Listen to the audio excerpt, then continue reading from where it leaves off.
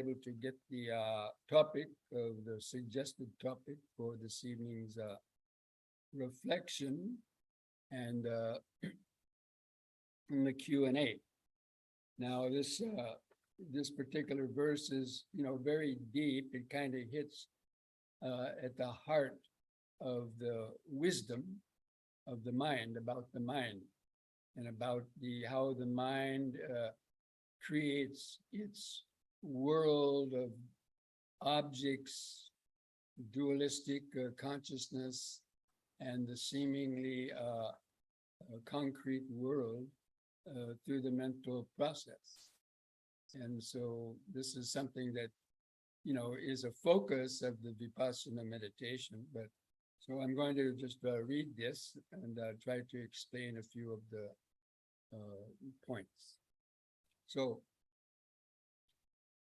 Buddha is giving this discourse to the monks. He says, there is, monks, a realm where the elements of earth, water, fire, and air find no footing in the mind. So this statement, the elements of earth, fire, water, and air, this pertains, of course, to the four elements from which all material matter is formed. But you have to go deeper than that and find out what is material matter. Now, anybody who's taken high school physics knows that all material matter is comprised of atoms. So even a cell, this body is comprised of millions of cells. Those cells themselves are comprised of many, many molecules, which include DNA and so many other things. And even those molecules are composed of many atoms. And anybody who knows elementary physics knows that atoms are comprised of electrons. And the amount of electrons circulating around the nucleus of an atom gives it its particular properties. And so if you, keeping that in mind, essentially all matter is just electrons. I mean, the amount of electrons going around the nucleus of an atom gives it its properties, whether it's going to be something you feel as solid, something you feel as a liquid, something you feel as motion, something you feel as heat. So essentially the four elements are just vibrating energy. That's the easiest way to, at least to try to imagine it that way. Vibrating energy or condensed energy that when billions of them are pressed together in a small space, they become something that then you can feel. Just like a piece of wood, right? A solid wood, if you throw it in a fire and all those elements get broken down, all that hardness of the wood, just vanishes and it just becomes ashes. And the same way with so many other things. Anyway, so this realm where the elements of earth, water, and fire find no footing. So it's these vibrations that are coming through our senses, through the eyes, ears, nose, tongue, body, and mind. That's what the initial experience is, just these vibrations. But the mental process, the aggregates of feeling, perception, and volition, and thoughts, and all the connected sort of emotions, this is which turns what is essentially just a vibration, which has no real meaning, into an object that appears in time and space, or a visible object, or a sound. You visualize a bird chirping, or my voice, for example. You close your eyes, you're not seeing anything, but because of memory, the sound of this voice is remembered by your brain, and you're saying that's Bhante Rahula. And if you're seeing the picture that's visible, and this color and all that, you're saying, oh, that's a monk with a shaved head. But these are just mental memories that are stored in the, you could say, the IBM computer of the brain, or the cloud computing, right? It goes in there and it creates this idea of an object. Bhante Rahula, the monk, or whatever. You see the Buddha image behind me, the Buddha's flag, the Bodhi tree. So basically, this is created by the mind. So the four elements are finding a footing in the mind because of your conditioning. So certain vibrations come through and they find a footing. That means it's the memory, remembers them. That's the footing. It's the memory, and also the ignorance is the footing that allows these elements to remain in the mind and the pictures to be produced. Okay, I know, again, it's maybe hard to understand, but it is, of course, unless you meditate. Okay, so we'll go on to the next part of the verse. Neither are there the spheres of boundless space, boundless consciousness, the sphere of nothingness, or the sphere of neither perception nor non-perception. Now, these refer to the formless jhanas, or people that are used to calling them the jhanas 1 through 8. They're the 5th, 6th, 7th, and 8th jhana, but really they're the formless jhanas. These are also something created within your mind. So that realm where even these formless jhanas doesn't exist, that realm that he's speaking about is actually Nibbana. And then he goes on to the next verse, neither is there this world or the next is able to arise there, nor is there sun or moon. I'm going to pause for a moment to try to turn something off and see if you can hear me. Can you still hear me? Anybody, can you hear me out there? Shake your head, yes? Yes. Yes. No, I guess not. Could you hear Yes, me? Bhante, Yes. we can hear you. Yes. Crystal clear. When I turn that off, you could still hear me? Yes, Bhante. But it's still low. Your voice still But low. now you're reading my lips. Read my lips. I You can still hear me, right? Shake your Yes. head. Some, Just so some. can hear you. We can hear you. Turn this off then, because my microphone is producing a lot of static. It's very loud here in my room. So I've just turned it off, but you can still hear me, so that's fine. Okay. Now, sorry about that. Okay. So neither this world or the next is able to arise there. Even this world, you're looking out and you see this world, Earth. This is also created in the mind through that mental process with the 5 elements. And then in this, there is neither a becoming or a going, nor a standing still. That's very important. That's interesting. Okay, we can understand coming and going, right? Impermanence, things come and go. What about a standing still? There's neither a standing still.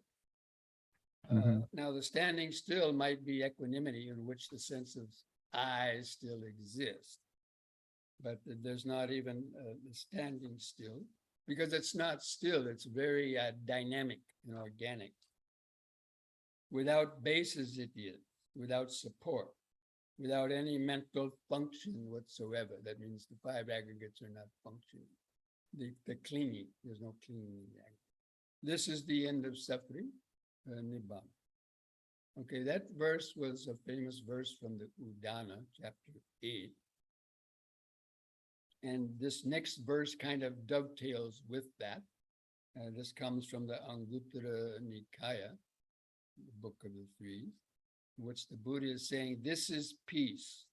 This is the sublime, namely the standstill of all karmic formations, the forsaking of all substrata of existence, the fading away of craving, detachment, extinction of greed, hatred, and delusion, Nibbana. So that's just another way of describing this state of the unconditioned state, or the deathless state, which is synonymous with Nibbana.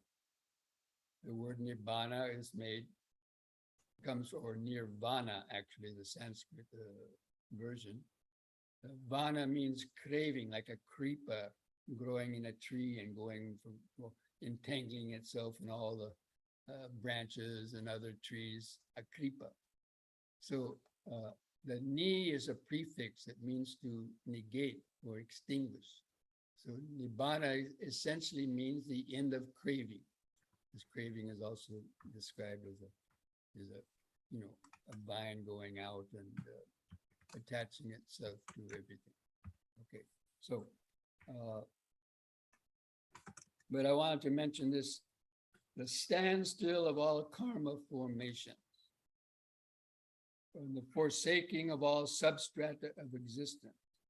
Now, the substrata of existence are the five aggregates. And that's what keeps us coming back to exist over and over again. And that the five aggregates that are still under the power of craving and ignorance, not understanding the truth. So the forsaking of that, the giving of it up.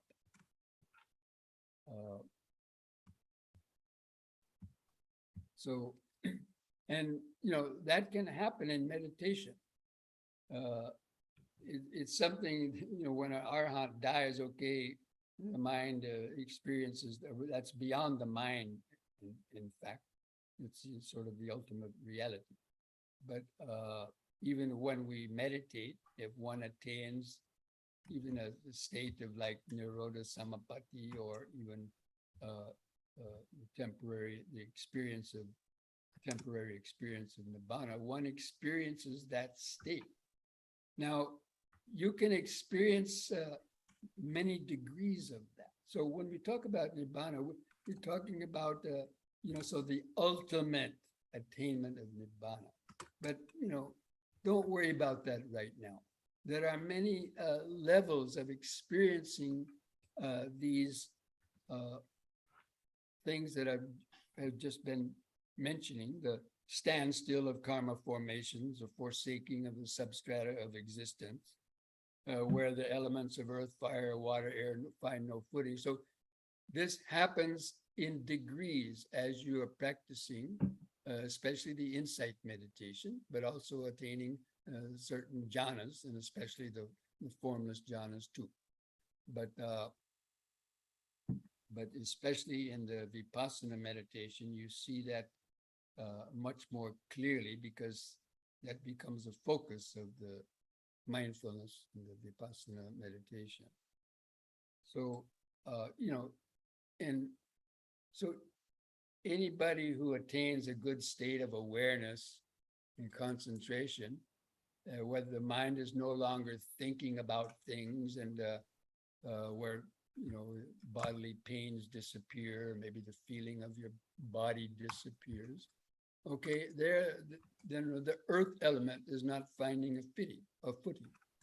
So let's say you have the feeling of your body now, but if you attain a certain deep level of awareness and insight, or even a jhana, the feeling of your physical body can disappear. Now, if you open your eyes, the body is there, but this is in the mind. It's not finding a footing in your mind. So the footing in your mind means the attachment and the thinking about the objects that are coming through your senses, the vibration, turning those vibrations. Oh, that's my body. That's an itch on my face. That's my tooth. That's a sound going on. Whenever you identify it, that means it's found a footing in your mind. So in meditation, we are trying to let those go.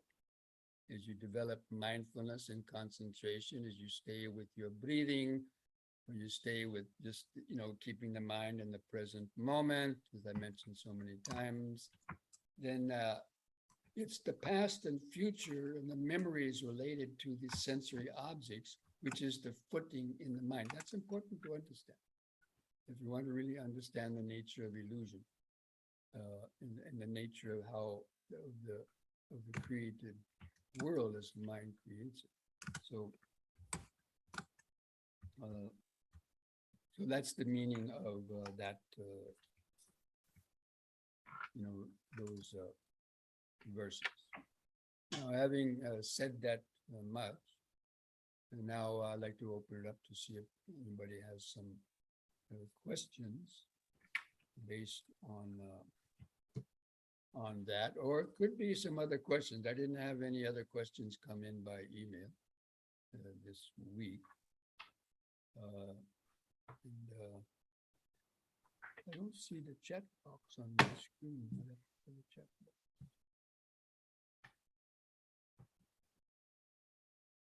Hmm. Do any of you out there have a chat box? Yes, Bhante, I sent you a question, as a matter of fact. Actually, I'm not hearing anybody.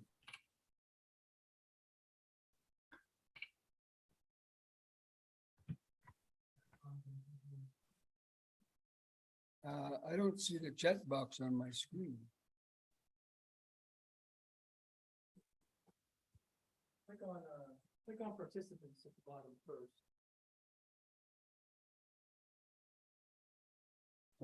Okay. No, I had to turn on my static mic because without it, I can't seem to hear you very well. I don't know what's going on with these computers. Okay, so now I have the chat box.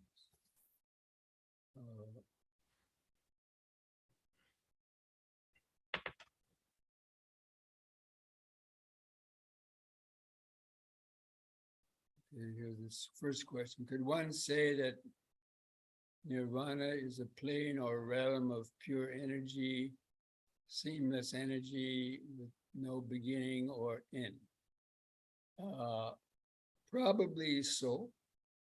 Yes, probably you can say that because that was what this verse was actually mentioning, Hmm.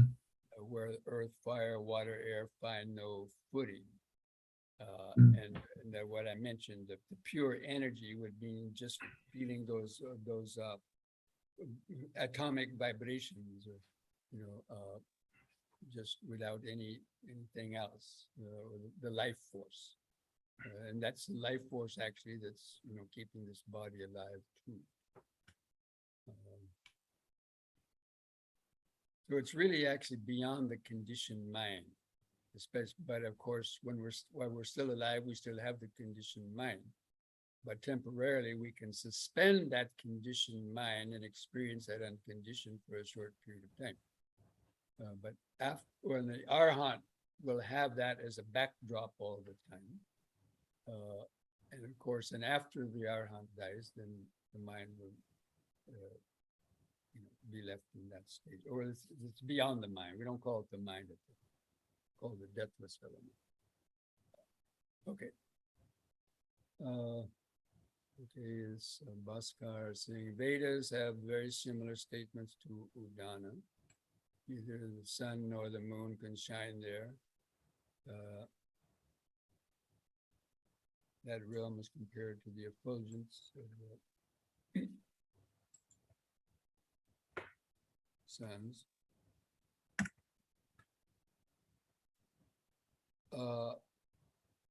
Okay, yes, there's a lot of statements that are similar to what the Buddha did. But the Brahmins take that state to be their self. That's the problem. They say that is aham asma asmi, aham Brahma asmi, I am Brahma. So they identify that state still as being some kind of supreme self. And that's what the Buddha saw as a drawback to experiencing total liberation. And that's why he called it no self. That's why he coined the term no self, anatta.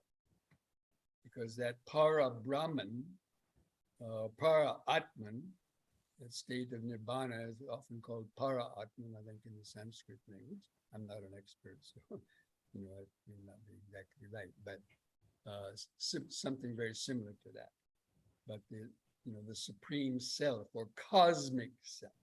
So somehow they're still clinging on to this idea of self, and the Buddha wanted the people to let go of that, and he called it no self. So that's how I sort of, see that statement, that a lot of the similarities to that Para Brahman are there, similar to Nibbana. Sometimes it's called Brahman Nirvana. Actually, that's a term that I've seen when I took yoga. I lived in a yoga ashram for 6 months, and the yoga guru was talking, his Dhamma talks, he would talk about, Para Brahman or the Brahman Nirvana.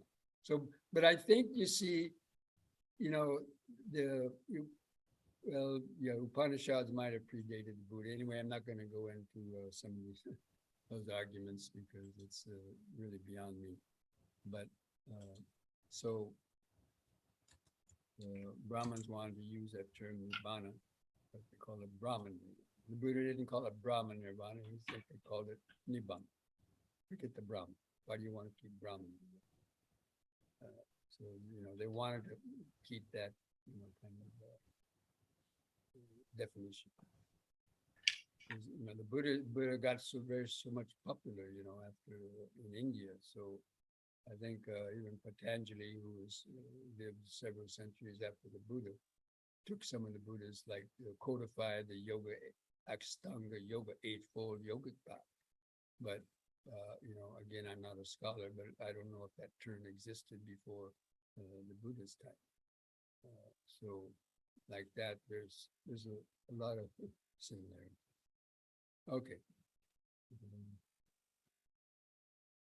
I'm sure Pali and Sanskrit scholars could have a heyday, splitting hairs and trying to defeat one another in their talks about it, but that seems to be the last,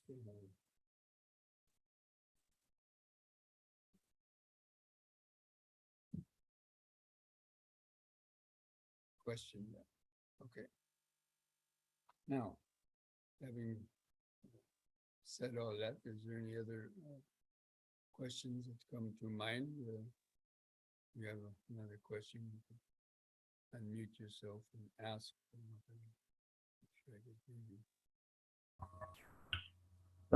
There's one more question in the chat, Bhante.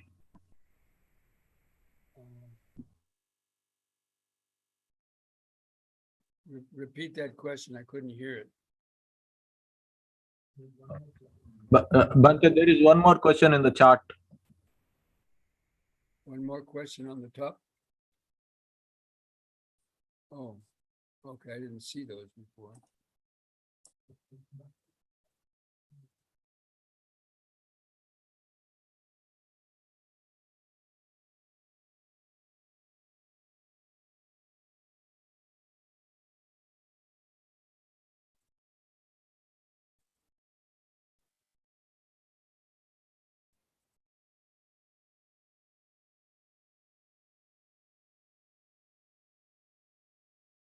Yeah, well, this question's about the footings, and I mentioned the footings are the 5 aggregates and clinging to them, and one of them is clinging to that conceit. That's the last letting go.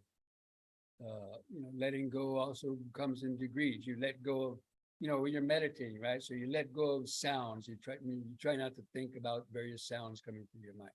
You let go of thinking about your body. Oh, that's a pain in my leg, or this and that. And you're letting go of any smells or tastes. And so the mind can get very quiet, and you could lose the feeling of your body, and you could lose awareness of everything around you, but the sense of self may still be there, the subtle sense of self. So that's the last thing. That's sort of the last frontier, last barrier, the subtlest element of clinging that the mind has to let go of. And that's why, that is the anatta, letting go of that. So the Brahmins couldn't let go of that. They let go of everything else. Everything else they could let go of. So they experience as emptiness and everything else, but that sense of their self is still there, even if very subtle. And that's what they think that, well, that's the, the whatever, the Brahman, the creative energy of the world and so on.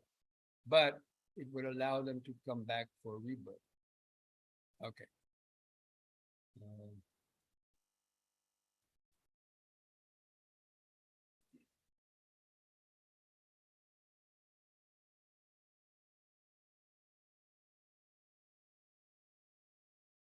Okay, here's a question.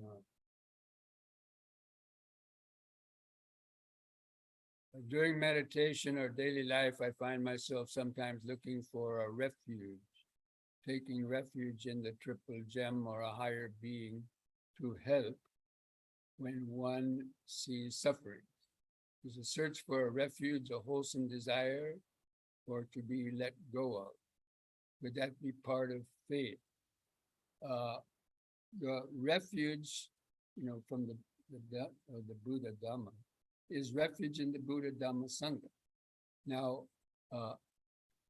taking refuge in a being to help when one sees sufferings, that is not the refuge. The refuge is in the suffering, not of others. It's in your own mind, the suffering. And, you can attain Nibbana, the rest of the world is still going to suffer. So we take refuge in the Buddha Dhamma Sangha as faith that practicing the Dhamma will lead you to complete end of suffering. That is the faith. It's the faith in the Dhamma, but the Buddha is the personal manifestation and the teacher of that path. So we have to have faith that what he said was, true, or the Dhamma works. But by practicing the Dhamma, we can see, yes, it does work. So whether the Buddha exists or doesn't exist, the Dhamma still works, that we have faith in the Dhamma. And the faith in the Sangha are the people that are living the Dhamma even now, physical beings like monks and nuns, or even your lay people, any who are practicing sincerely the Dhamma, anybody that you can get inspiration and support for, or to go for, some more teachings and so on. Anybody that can, be there to provide that, then that is the Sangha. That is the refuge. So that's why the refuge in the triple gem. But this is not a higher being that's going to help. And that's why people like other religions, that, the idea that there's actually some being out there that can intervene and help. Now, of course, we know in the Buddha Dhamma, the Buddha didn't see that really. Now, there's a whole another debate on those sort of things, but, people are even, people who have been religious their whole life, and dedicated even to God or any higher being that they thought, they wind up saying, even Jesus Christ, God, why have you forsaken me? Or they suffer, even though they've been praying the higher beings and doing all of what they said. People still suffer the effects of their karma. And so that's what the Buddha was teaching us, to learning how to purify the effects of the karma and to go beyond the conditioned mind. Okay. So the search for the refuge outside of oneself, I said that would not be a part of the faith. You're talking about the saddha, the confidence in the triple gem. It's really the main refuge is the Dhamma, because the Buddha, again, we can remember his life, get inspiration from it, and so on. But still, as we know it now, there's some other, even within Buddhism, there is some controversy, ideas about, yes, the Buddhists can help you, but in the Theravada tradition, we don't rely on it. So anyway, that's the problem. There's a lot of different, even within Buddhism, you find different sort of ideas about. Okay, friends, so I think we will, there's no other question. Let's check. Okay, friends, so let's go ahead and take a short break. Come back, do some stretches. And see if we can, you know, observe those four elements gaining a footing in our mind. Okay? We can see you back in a minute.